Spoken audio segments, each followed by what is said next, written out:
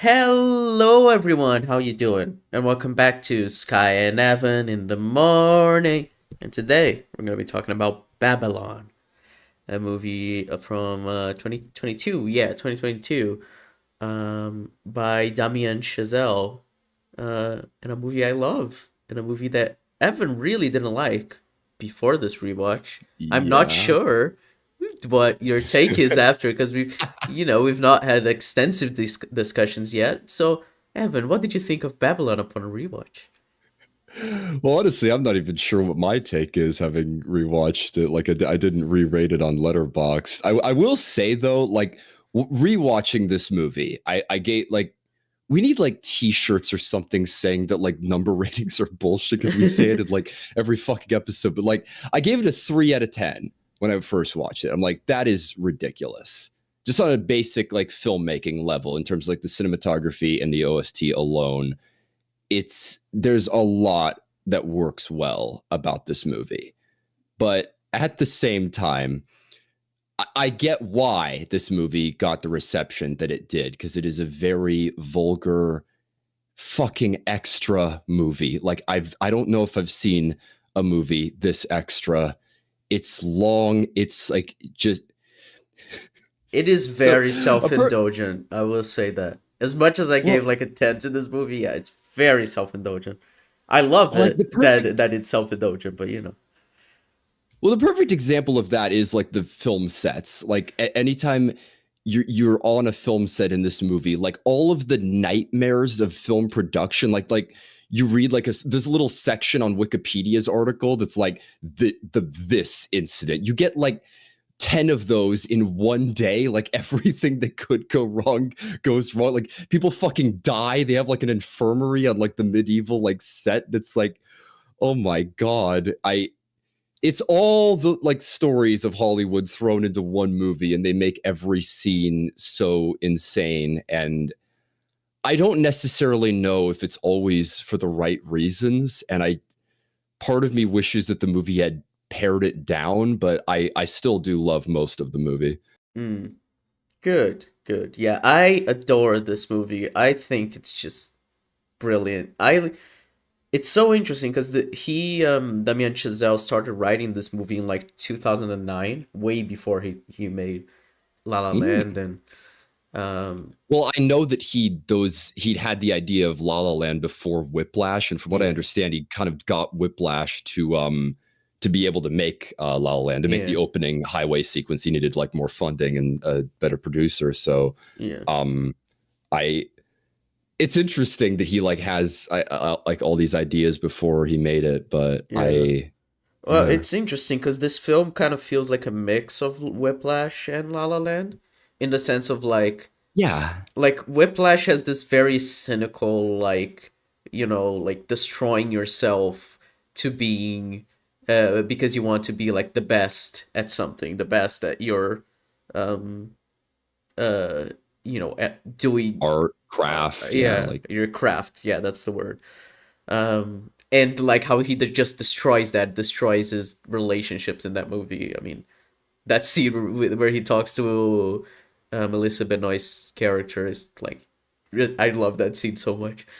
Um, yeah, and it is such an interesting idea too because I love the ending of that movie, and I've watched it with people that are like, so is that supposed to be like a happy ending and encouraging? I'm like, nah, I think very much on the bittersweet side. There's a oh yeah, lot to take away from that ending, but I've always said I'm like, I do not think that Andrew is like on a good path. Like when the movie's over, I don't think he's like staring down success or like a better life. Of like, I think it's downhill from there, and yeah, it's interesting how that works though, because it still feels so triumphant just because they yeah, put you in that character's moment. So yeah. I mean, he put everything into being able to get to that moment, and once he gets there, it is triumphant. But you feel like he's kind of destroyed his whole life around this, and it will not get better. That's how I see that, anyway. But yeah, and then La La Land is like, it is kind of similar in the sense of like, having to sacrifice things for the sake of your craft.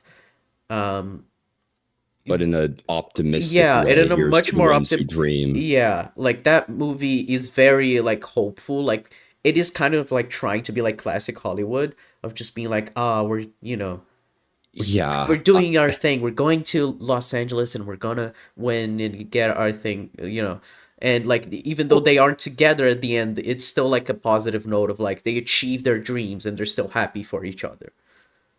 Well, and not to mention, like old Hollywood in the sense that it's a classical like song and dance Yeah. musical. They don't really make those anymore. I mean, like Hazbin Hotel is a funny like exception to the rule where it's episodic television that's driven by being song and dance musical, but it's a dying genre, and it's funny that that movie like just takes that like full force. And you're right that this movie, that Babylon, like kind of rides the line Yeah. between the two in terms of like sometimes it's more on the optimistic side and sometimes it's more pessimistic. Well, Even yeah. La La Land goes into that with its ending. It like it's colored with bittersweet. Yeah. And Well, yeah, I and the thing with Babylon for me is just that right. it rides the interesting line of like the hell of movie production and how much it destroys these characters, how much they're putting into it. But by the end, the movie is just like, and it's all worth it because you've made something like that will last forever. Where I'm just like, I love that idea so much. Yeah, I suppose like what you could say, like the point of the ending is that it's like about legacy, about like Yeah. living. I love the Coke room scene, like that quote. I just love watching movies. I love watching movies too. And they I love that line too. Like you die in movies and they're not really dead, and that's definitely what they're going for with Nelly at the ending, with her like kind of just dancing into a fade, and it Yeah. just but it like it's that whole thing like people in movies are not dead, they stay alive in the movies forever, living legends. It's like Yeah. I I love yeah that. I love all of that. Like the entire like these characters and their legacies and how like, like the well whole world may have moved past them, but their influence is still felt in every movie that came after. It's why there is that you I know you don't like the YouTube montage of like the power oh of my movies at the end. I uh, like it. I think it makes perfect sense for like the scene. I think arguably, but my problem. So yeah, let's talk about that. So okay, the ending of the movie. If you've never seen Babylon, for one, like whatever spoilers. The ending of Babylon is basically the main character Manny is like a mob hit is like straight up put out on him. Long story, we'll probably get to it. And then he leaves LA, and then there's a cut to later on in 1952 when he comes back to LA and visits the film studio. So it's like this nostalgic, like he's been on the run and he couldn't make movies anymore. And then he sits down in the theater and he watches Singing in the Rain. And it's funny because I had not watched Singing in the Rain until we watched it for the podcast, so I didn't have the context. I did not know that that movie was about the transition from silent movies to Mhm. soundies in large part. And this movie takes a page out of that movie's book, like a lot.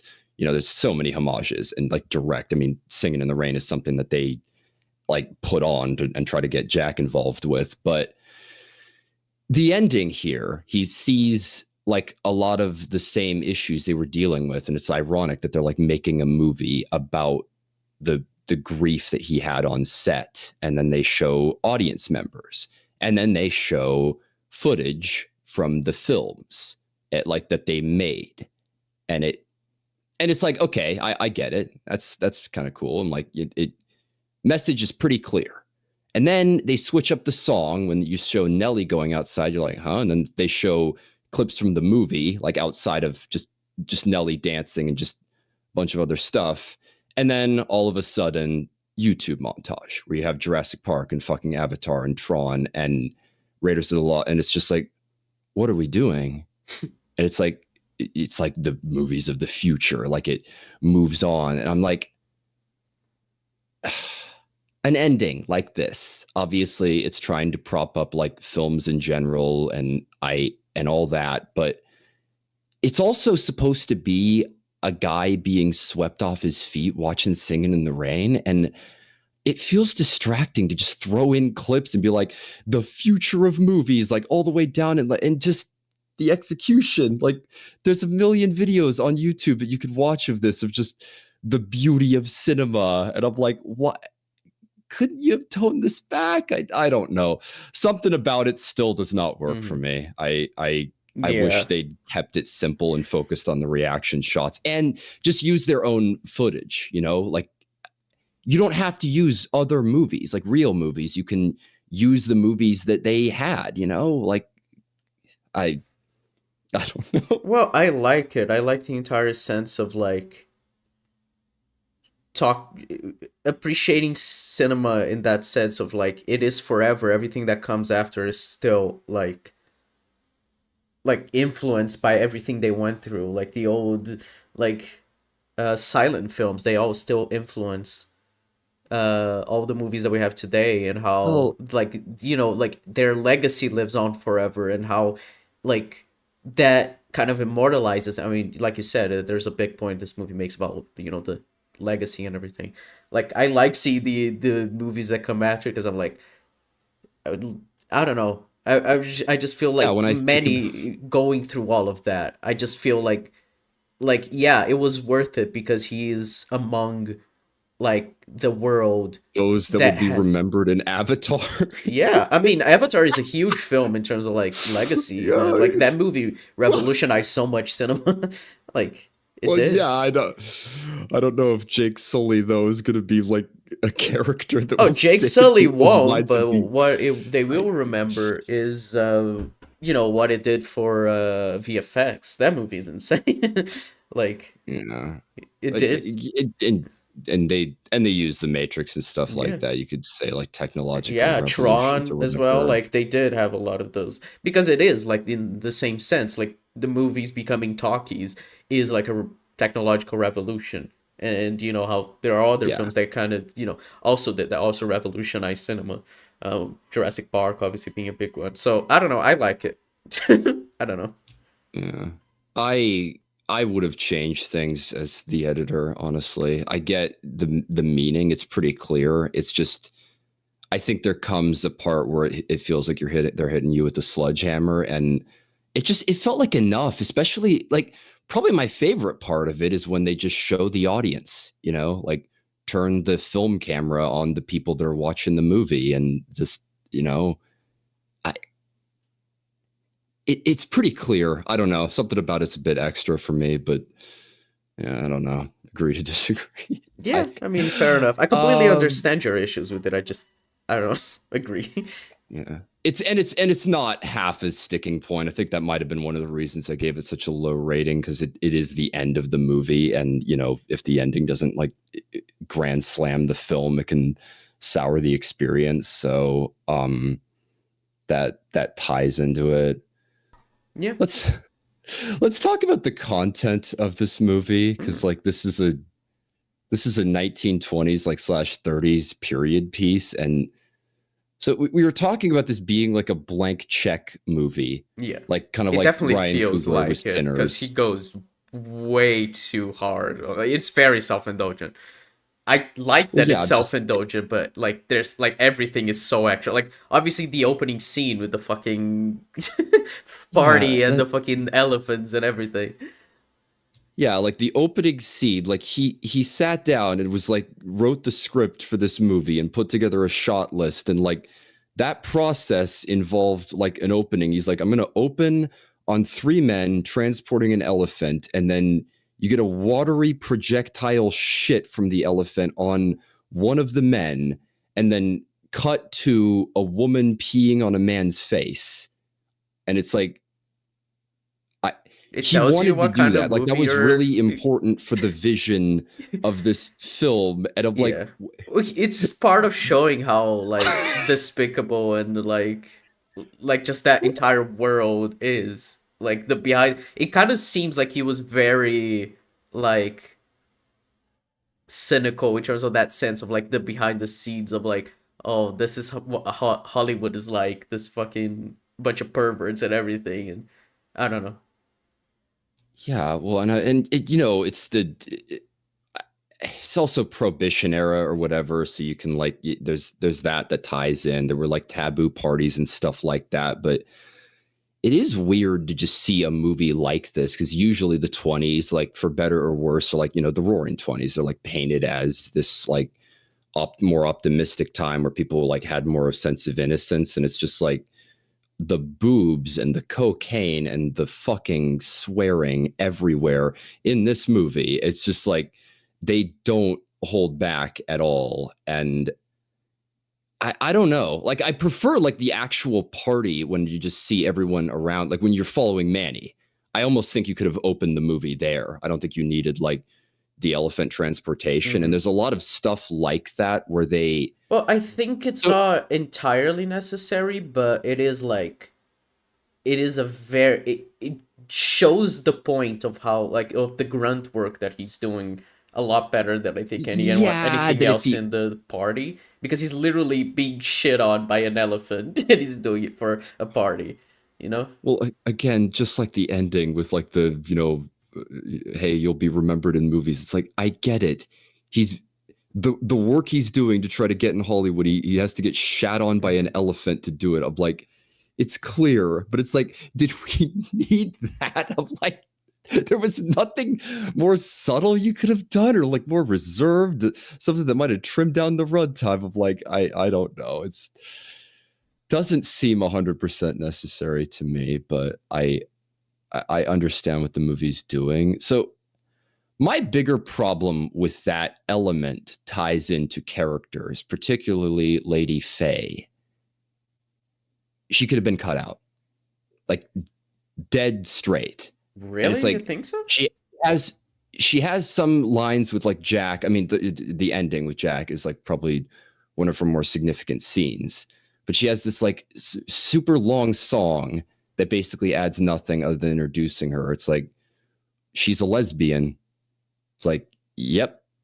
And then you have the rattlesnake scene, and then like she kisses Nellie, and then apparently they have a relationship, but that's montaged over.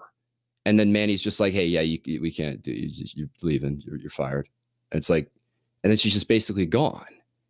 And it's like, so why did they? I know she's like indirectly based on an actual actress from that time, but there's there's not that many scenes, and the musician as well is relatively similar, where both of them feel like just parts of the world that are like Well, I think it's all semi. necessary for like the point they're making. Like with Lady Faye, it's the whole thing of like how much you're willing to sacrifice to be remembered forever in movies. Is she willing to sacrifice, a relationship with Nellie? Like is Nellie willing to sacrifice a relationship with her instead?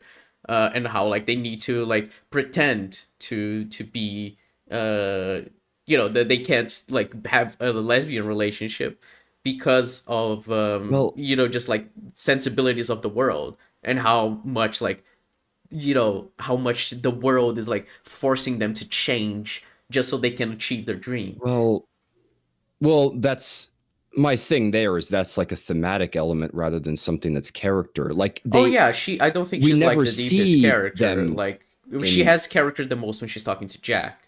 But in terms of like her Yeah, relationship with Nellie, it is not like the deepest relationship or explored that much. But I think it's fine. I mean, I don't think it was trying to like super explore that in depth. well, it's ironic that you say that because, like, I do think that Faye affects Jack more than she affects Yeah, Nellie because we never see them having a relationship. It's like I said, it's montaged through, and then yeah, they just kind of she just stops being in the movie, and it felt yeah. it Well, just I don't know. It felt like yeah, they could have done a little more, even like included her like towards the end of the movie because yeah. yeah. I do think as well like the musician is like a mirror to her, where she did like give up her relationship and like you know just like she couldn't stay in America pretending that she wasn't, gay. Whereas him, he kind of he once he realized what they were like wanting him to do, he was like, I don't want this. Like if I need to like lose myself, like fucking painting himself blacker for the movie. Like he's just like, I'm done. Like he did that one movie, and he's So, like, he just quits, and then he goes back to like his roots of playing in a bar for people he well, loves. You know, like he yeah. enjoying it without like needing to be a star, just enjoying, you know, his craft on his own. Yeah, Sidney Palmer. That's the name of the character, Yeah, by the Cindy. Yeah. way. You, I. So that it's funny because I think Faye is probably given a little more material than him. He mostly is just kind of like arguing with like his other bandmates, and like you don't get too much with him character. That's like the best like scene with him, the black like makeup, and then you're right, like because after that they give you like one last note. I think it's like after Nelly dies too, Yeah. where you just see him playing his own music, and that is a great send off. You know, that's a great ending note. But again, like not too much character in the rest of the movie, more of a, and this is a thought I had, like I feel like this movie's more of a scene movie than it is a character movie. It's Hmm. not really about like the relationships. Like even Manny and Nellie, they're like separated from most of the movie and doing their own thing. It's more about making really elaborate, really interesting scenes, Yeah. like where they're on film sets and stuff like that. Which, you know, I Yeah, I think they make the characters kind of stand out by making them so wild. Like especially Nelly. Like she has a very like wild personality. Every time you see her, she pops out. But I don't think it's like the thing where like the characters are the deepest thing and they're like super explored. I agree that it is kind of a scene movie. And I mean, it's the thing like they basically just like they mentioned through exposition that she has a gambling problem, and then later on she owes a lot of money, and then she gets yeah, I like don't. embroiled in the fucking stuff with that, you know, the Do they mobster, even the have fucking like a, Joker, you know, Toby Maguire. that scene by the, we'll probably get there, but do they even like show her like gambling? Because like that's another thing I have. I found that slapped together when they just kind of, so I love the first half of the movie. Like Mm-hmm. so the the beginning to like, let's say like when they introduce like the singing in the rain thing, like after the snake scene, it's after that where Manny starts getting higher up in the business, and they start montaging through and cutting through time a lot. And it's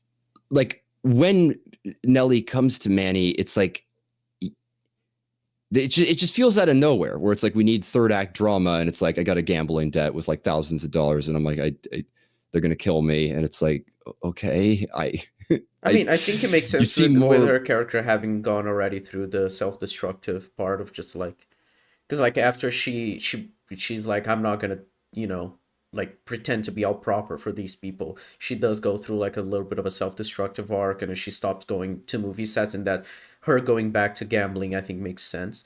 And they did show her they did, yeah, set up that she had a gambling problem prior in the movie. You know, she said that she there were some people she owed money to, and then when she gets out of the cab, when that, you know, not cab, the car the driver had that in New York, where she had, you know, met Manny because Manny was gonna watch like the first like talkie. She walks out of the God, car. She goes I straight into a place to gamble. And they have, yeah, yeah, they yeah. have like a little pointed note of Manny just taking note of that, of being like, huh, she's gonna gamble. She has a problem. I wish it was shown better. I wish they'd shown a scene of her actually, because this movie's so indulgent, where it Yeah, shows like everything. She's addicted to drugs. We all know that. Like they all drink and they all party and they all, you know, do all this shit. At least show yeah, like her gambling, like, and it would have made fit perfectly with the tone of the movie of like just showing her gambling. Well, to be fair, there is a scene of her playing cards in the beginning of the movie at the party, but I think that's like it, right? There's all like yeah. And that, it's not very indulgent because the party was already over anyway. So yeah, I don't know. yeah, and it's They cards, you know, it's yeah. pretty casual. You do that at a party, but Yeah, they should have shown her gambling because it would have fit yeah, with the tone of the movie perfectly, and it would have been better for the point of showing her like losing herself into gambling, especially when she like loses her job. So yeah. well, it's what I find ironic about this movie is this movie's over 3 hours, and there are somewhat undercooked characters, and there's like character material that could have been stronger, like that, where there could have been more like show don't tell. And Mm-hmm. I laugh because I'm like, maybe if you trim down some of the like crazy elements and like all the partying and all the extra material, I'm like, maybe you could have had more with the original cast. But like I said, it doesn't seem like a movie that is as focused on characters. And did you ever see First Man? No, actually. I only watched it once. I should rewatch it, but I this movie reminds me a little of that as well, where I don't think that First Man is a very character oriented movie. It's more so just like trying to illustrate what it was like being an astronaut back in that day. It's just kind of grounding historic figures, the landing on the moon, one step for man kind of a thing. But it's not really a movie that you watch for the characters. And it's so funny how that works. This movie feels like almost like a hodgepodge of the three other projects that he'd done that like, and it's a little bit of all of them. Mm-hmm. And I don't know. The what's the best part of this movie? What's the best like overall element? Because like I don't want to just say the music, but low Oh, it key, is the like music for sure. Like yeah, I don't think it's even a disservice to the rest of the film to say the music is the best part. Justin yeah, Hurwitz fucking oh, he was robbed of that Oscar. The soundtrack of this movie is the so best fucking. thing What ever. what were the other content? Because I'm telling you, like it's The one that won was All Quiet on the objectively it's Western Front. So good good score, really unique theme and interesting instruments. I love how anachronistic it sounds. What were the other contenders? Let me look this up. I know that the Batman wasn't even nominated, which I find hilarious. Um, let's see. The Batman was so fucking robbed that it's so Yeah. funny. Like So cinematography, it's like ridiculous. the other soundtracks that were nominated. Okay, so The Fablemans. I I don't know John why. Williams. I Well, yeah, it's John John Williams. Williams. He's Yeah, I always guess nominated. it's weird though. The soundtrack of that movie is like not very memorable, but okay. Yeah. Everything Ever All at Once, which I think is fair. The soundtrack to the Yeah. movie's really good, and Banshees of Inisherin. I honestly Yeah. don't Carter remember the Burwell. soundtrack of Banshees of Inisherin well enough to comment. Martin McDonagh's movies are pretty like subtle with the score, and Carter Burwell just in general. But it's one of those like Justin Hurwitz's score was so memorable. Yeah. It has such unique themes for characters. It's just one of those soundtracks you could just pop in any song on shuffle, and they're all bangers. It's like Yep. the music is amazing. It was objectively the best score of that year. Seriously, it should have fucking won. It's ridiculous, and I hope he keeps making scores like this, like jazz oriented Mm. scores. And Damien Chazelle in general, he's a music driven filmmaker because obviously, like from the very beginning with Whiplash, and I love that sense has like of music driving the story is like stuck around in his movies, and this is one of the best. Yeah, for sure. I think outright the music of this film is the best aspect. And it's a film I give like a 10 out of 10 to, so it just shows how good the music is. I genuinely love it.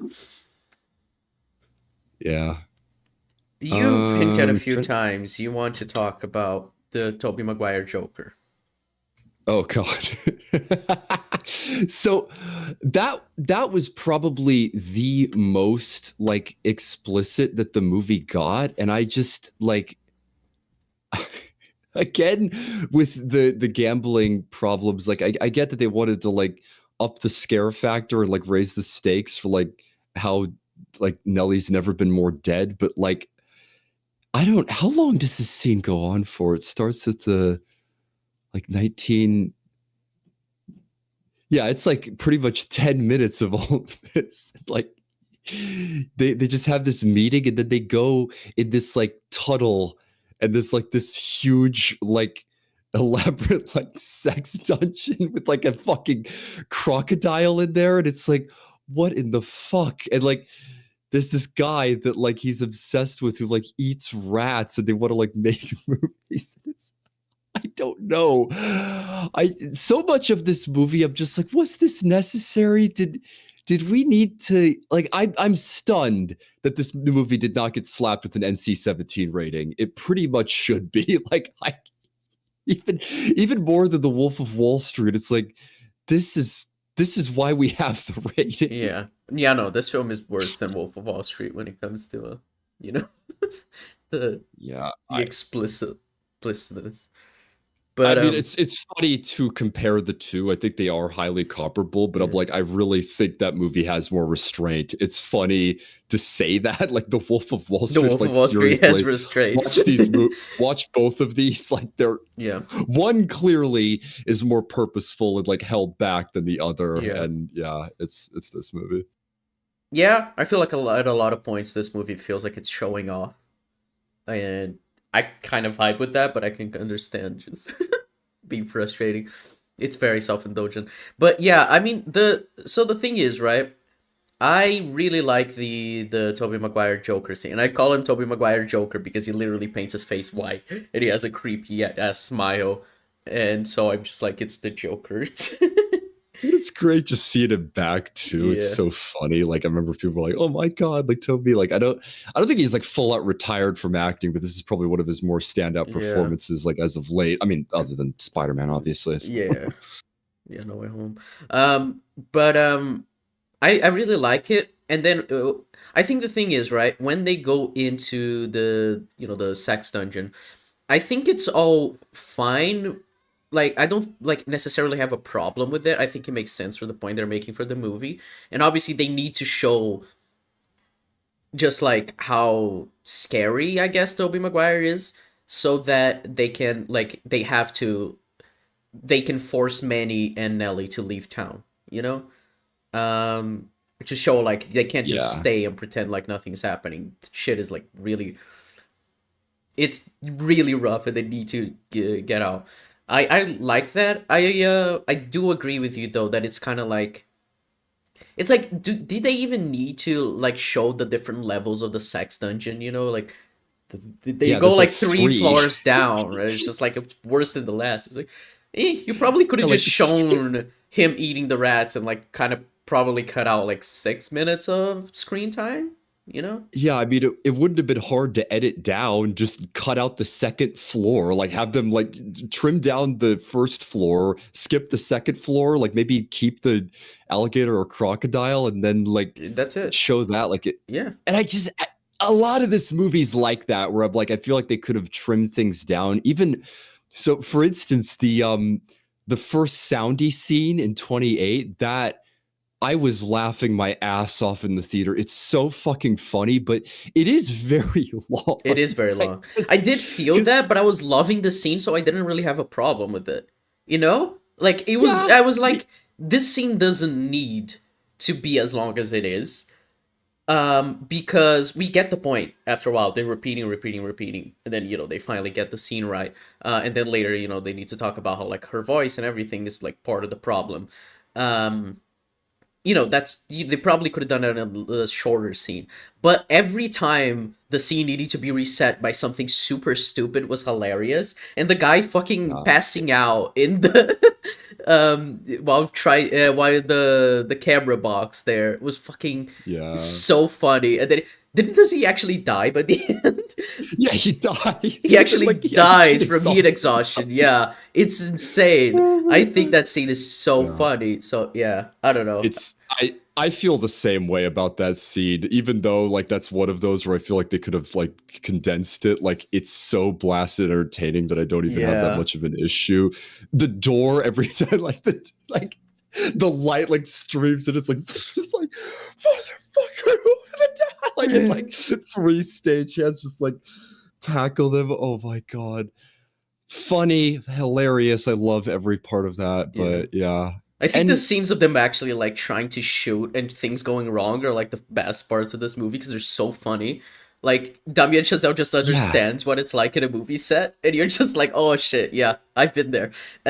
Well, and I was mentioning that like the everything like all the 10 stories of like things going wrong on these types of sets going wrong on like one day thing. It is like extra like in line with the rest of the movie, but those are where the movie shines the Yeah. most. You get a heyday where like Manny, I love Manny like getting the camera, like they Mm. destroyed all of the cameras and he's got to get one for the final shot to get like that perfect like sunset lighting and they nail it, and it's just that like last shot of the day. Like if you've worked on a film set, like even a student film set or something small, like you've had that day that like things Everything go goes right, and you've wrong. had that day Yeah. where it goes wrong, and that's just poison. And it's like Yeah. it's it's really funny getting a sense of that in this movie and it's great at capturing that like Yeah. sense of feel being like on a set. And it does add to the point the movie's making in terms of just like the movie showing like this is it's all worth it in the end because they did get the shot. You know what I mean? It's like it Yeah, is exactly. like it is they like there was literally a death on set that day, but it's like it doesn't matter. They got the shot.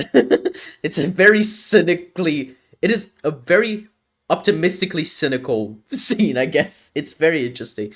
I really like that. It's it's a funny like it's almost a way to describe this movie in general, like cynically optimistic. Hmm. Like for instance, like Nelly, like just dancing into the night, for instance. Like there's something that I think works well about this movie's sense of bittersweet that feels like I don't know, it just rides the line perfectly between Whiplash and La La Land, where it is like in love with movies, it like in love with the craft, but it doesn't have because Whiplash has like a more like I said, I think if you're watching that movie, like you would agree that like the main character is not going on a good route, and it's a destructive like idea that Fletcher Hmm. has. He's the fill into the story, but this movie shows you both, and it's love-hate relationship with Hollywood, which I think is nice. Yeah, exactly. It's very interesting. And um I think the last thing we should talk about, because I think we've covered the movie fairly well, but I am kind of interested in talking about this, is that I think Jack is by far the best character, right?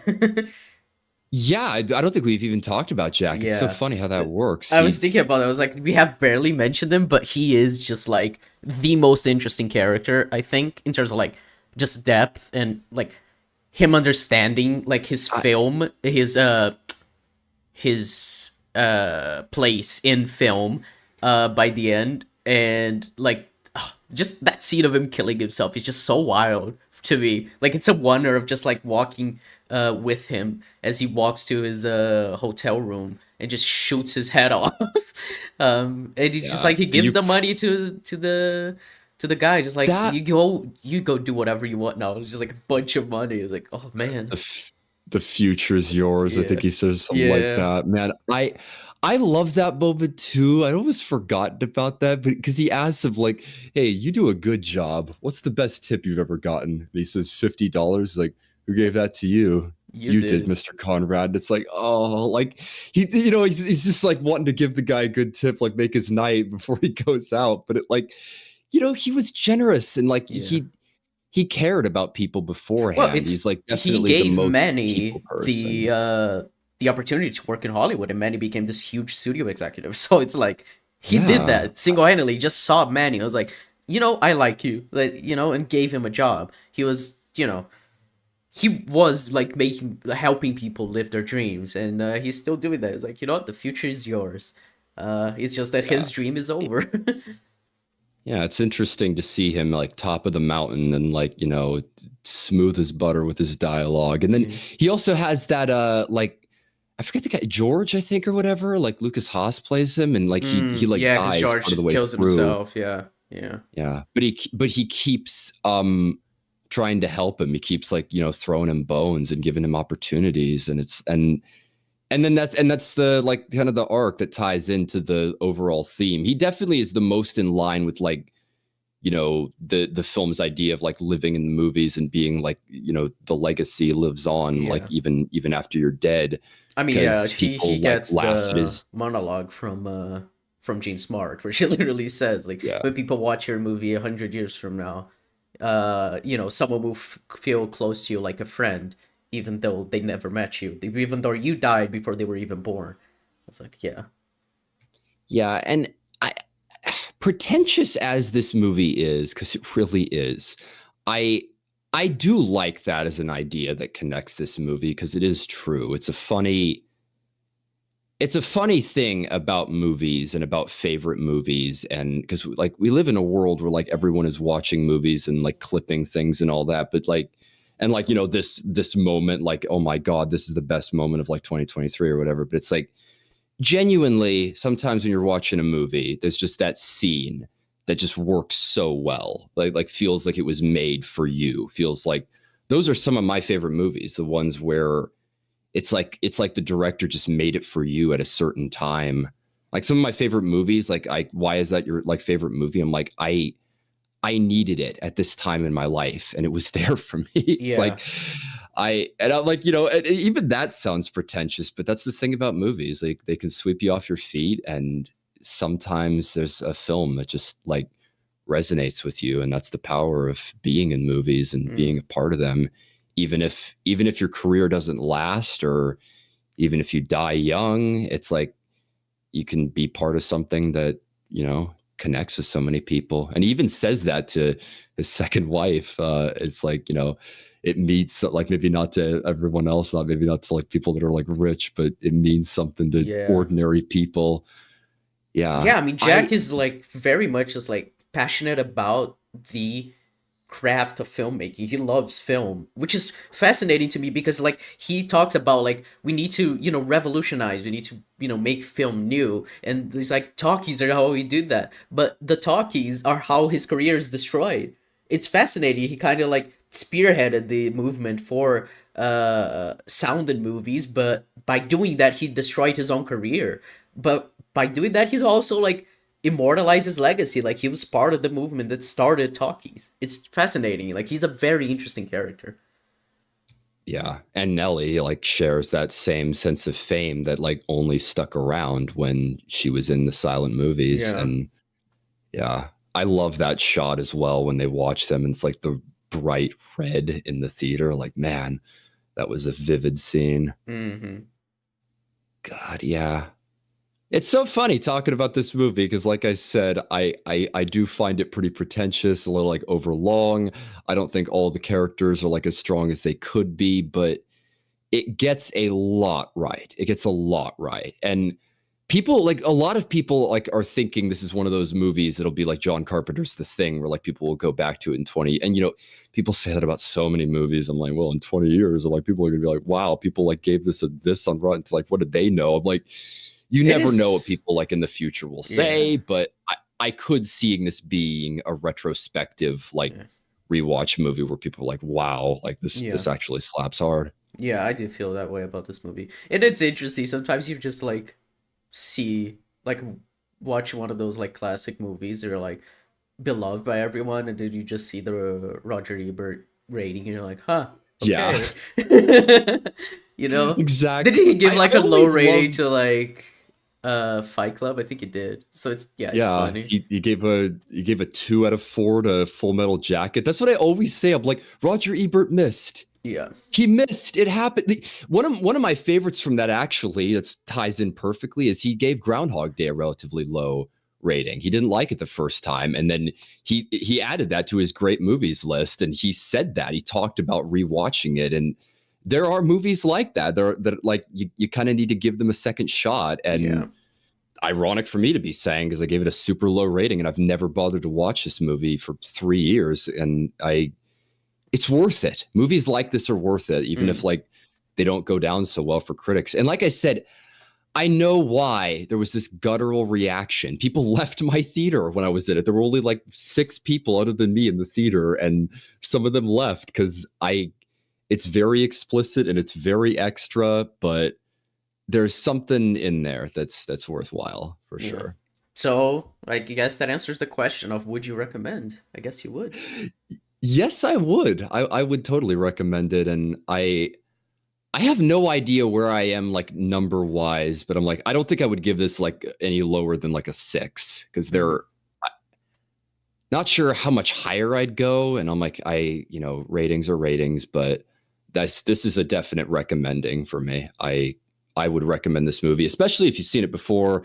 Give it a rewatch. Just give it a shot. Set aside an afternoon because it's a long movie, Yeah. but this is worth it. And the OST, if nothing else, listen to the music and thank me later, because it Genuinely, is I the listen best. to the Justin Hurwitz score so often. It is so fucking good. The track that plays Best at the end of score the of movie when they're 2022. playing the montage is just like insane. Yeah, Nelly's theme and Yeah, Wild Child. It's so good. all bangers all the time. It's yeah, yeah, and I would Oh, obviously recommend this movie as well. One of I mean, for me, Damien. I mean, I haven't seen First Man, but the three movies of his I've seen, I've gave like 10 out of 10s to. So I think he's got a pretty good track record with me. And I yeah. feel like Was he? if you enjoy movies, like if you are a cinephile, this movie's made for you. It is not made for like general audiences at all. Yeah, exactly.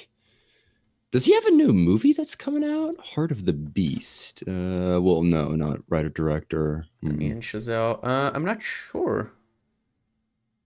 It's been a while. Like it's been 3 years. So yeah, Yeah, he's kind of been in director jail for.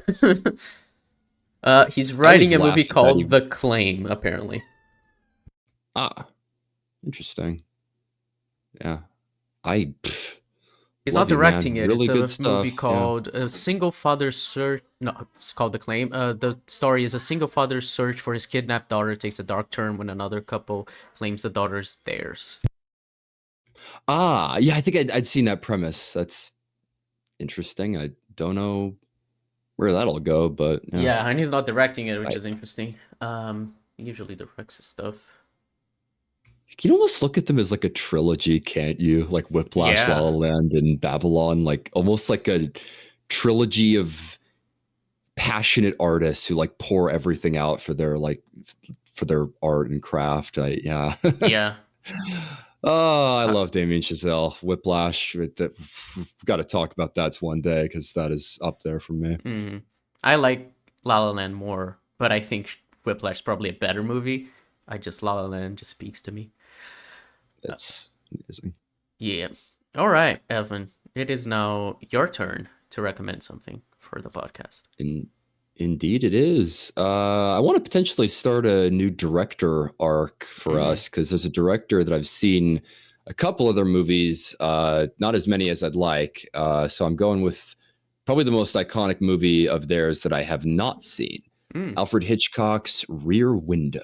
Ooh, okay. Hitchcock, nice. Ha- Okay. Have you? You've never seen it, have you? No, I have not. No. Interesting. I actually have not spoiled that movie for myself. I haven't spoiled a lot of Alfred Hitchcock's. Like I don't know what happens beyond the basic premise. I know the back of the Blu-ray setup, but I don't know where the story goes. I don't know what makes it so great.